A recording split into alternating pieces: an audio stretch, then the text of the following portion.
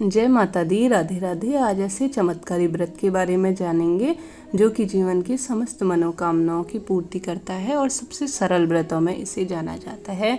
गुरुवार का दिन साईं बाबा को समर्पित है। आज साईं बाबा व्रत की जानकारी लेंगे।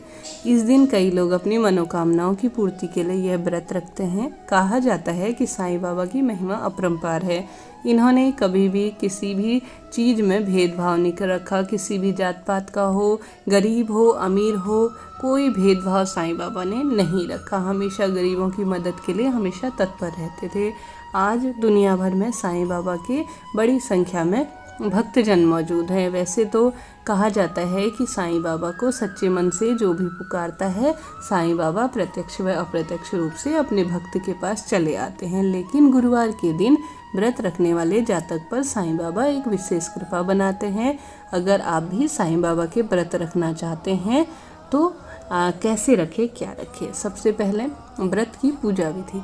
व्रत करने वाले जातक को सुबह या शाम किसी भी समय आपको पूजा कर सकते हैं और किसी भी शुक्ल पक्ष या कृष्ण पक्ष से इन्हें आरंभ किया जाता है। बहुत सरल व्रत है। पूजा के लिए आपको साईं बाबा की एक मूर्ति या तस्वीर लेनी है। फिर एक साफ स्वच्छ सा कपड़ा बिछा लेना है। उस पर साईं बाबा की जो आपने फोटो या मूर्ति ली है उसे रख देना है। पीला वस्त्र, पीला फूल, पीले जो भी पीली वस्तुएं आप बाबा के लिए ला पाएँ बेहद उत्तम है। साईं बाबा को पीला रंग बेहद प्रिय है। आपसे संभव ना हो तो कुछ छोटा सा पीले रंग का कोई भी एक वस्तु ले आएँ। कोई भी चीज़ हो, साईं बाबा उसे स्वीकार अवश्य करते हैं। फिर मूर्ति के सामने एक घी का दीपक जलाएं। आप भी पीले रंग के वस्त्रों का चयन कर रही हैं तो बेहद उत्तम है।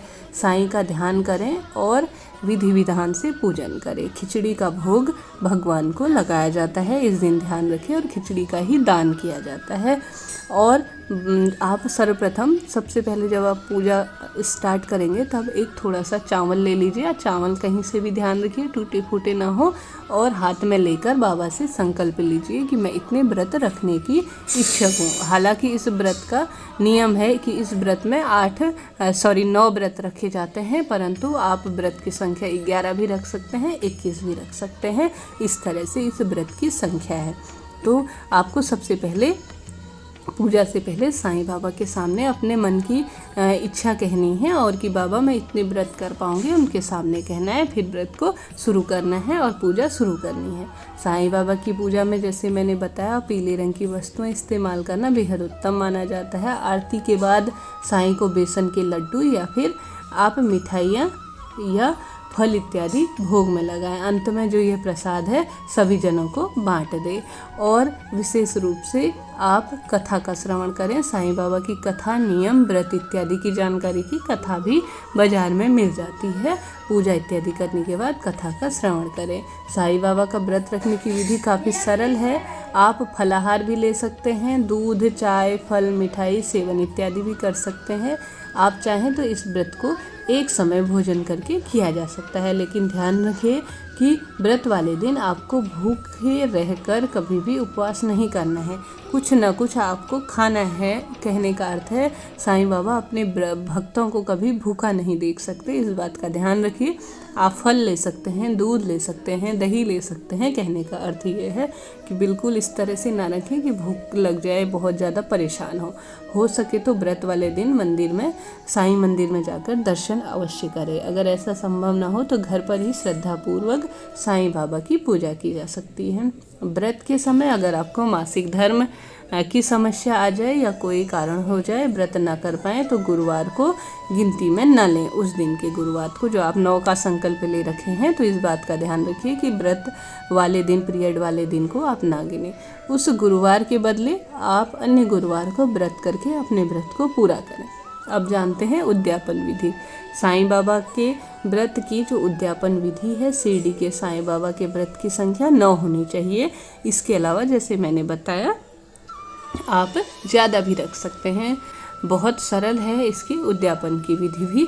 गरीबों को भोजन कराना चाहिए और कुछ ना कुछ दान में देना चाहिए। साथ ही सगे संबंधी या पड़ोसियों को साईं बाबा की जो व्रत की कथाएं होंगी उनको 5 या 11 या 21 हो, पहले उनको जब उद्यापन होगा उस दिन भी आपको पूजा के स्थान पर रखनी है और इसे अपने जो पड़ोसी हैं, सगे संबंधी हैं, उन्हें भेंट कर दे। इससे साईं बाबा के व्रत का फैलाव होने के साथ साथ उनको भी साईं बाबा व्रत का लाभ मिलता है और आपका व्रत भी पूर्ण हो जाता है। साईं बाबा के व्रत में वही नियम है, प्रातःकाल उठ जाए, सुबह या शाम जैसे आप चाहें उस समय पूजन करते हैं। एक घी का दीपक जला लीजिए और उसमें जो आपसे बन पड़े फल ले आइए, फ्रूट ले आइए, कोई भी चीज़ आपसे जो मिठाइयाँ बना सके वो ले आइए। और उद्यापन के दिन आप चाहें तो खिचड़ी बनाकर गरीबों को दान दे सकते हैं या घर पर बुलाकर आप 5 गरीबों को घर पर बुलाकर उन्हें भरपेट भोजन करा सकते हैं। इस तरह से यह उद्यापन किया जाता है। अगर आप घर पे बनाने में सक्षम न हो तो गरीबों को आप भरपेट खाना देकर आ जाइए। इस तरह से इस व्रत का उद्यापन किया जाता है। आप किसी दुख, बीमारी या कोई मनोकामना की पूर्ति के लिए हर गुरुवार के दिन आपको क्या करना है कि पालक का दान करना बेहद उत्तम बताते हैं साईं बाबा। व्रत में पीले रंग के लड्डुओं का आप दान कर सकते हैं। गरीबों को कुछ न कुछ जब आप व्रत करेंगे दान अवश्य दें। इससे ग्रह कलेश, सुख, शांति, जो समृद्धि होती है, ग्रह कलेश का नाश होता है, सुख समृद्धि में बढ़ोतरी होती है। इस तरह से साईं बाबा व्रत की यह कोई नियम थे। अगर आपको कोई सवाल हो मन में तो आप साईं बाबा के व्रत से संबंधित अवश्य मुझसे पूछें, मैं जवाब देने की कोशिश करूँगी। वीडियो आपको यूजुअल रहा हो तो कमेंट्स बॉक्स में जय माता दी जरूर कर लिखें। चैनल को सब्सक्राइब जरूर करें। जय श्री राधे।